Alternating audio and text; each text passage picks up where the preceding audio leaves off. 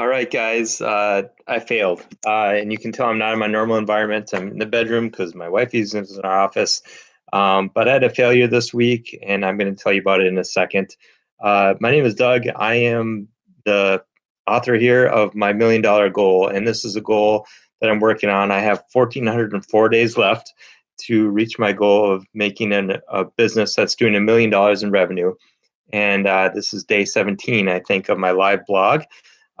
So my failure this week was, if you tuned in before on Monday, my goal for this week was really to get my new installer independent for smaller jobs, and uh, that didn't happen. Partly the main reason, and you also notice I didn't post on Wednesday, so they're all kind of intertwined. The failure I had this week. What happened is my installer Tuesday night told me that he wasn't going to be able to meet on Wednesday anymore, where we had a whole day scheduled for me to go over all the procedures and processes, get his equipment ready, get his truck ready, show him how to accept money and all that things. And I also wanted to teach him some technical things with our business, our job in installing.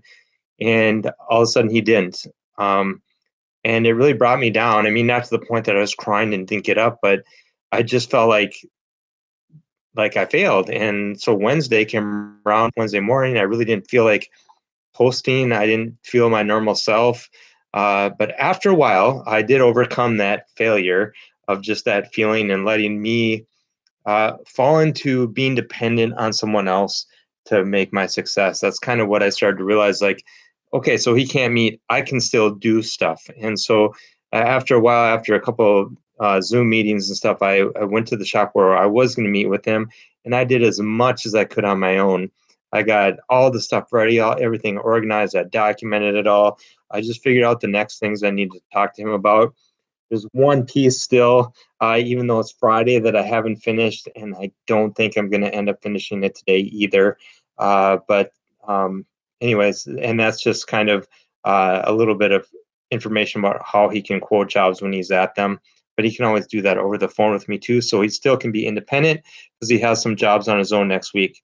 So my frame of reference, as I realized that I was being dependent on someone else, and when that person let me down, that I allowed myself to get down versus being dependent on just knowing that everything's going to be okay and controlling what I can control. The minute I realized that, I felt better. But once it got busy and I didn't post, and so here I am Friday. It's Friday afternoon, not the morning, like I want to be posting in the morning. So another failure.